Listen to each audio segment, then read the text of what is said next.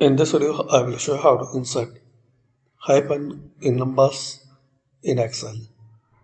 So select it, I will show you here. I will show you here.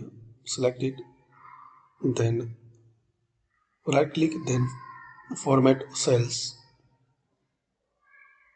Select custom and remove the zero.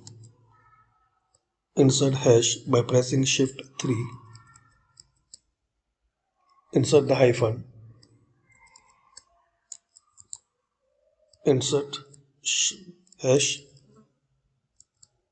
then hyphen.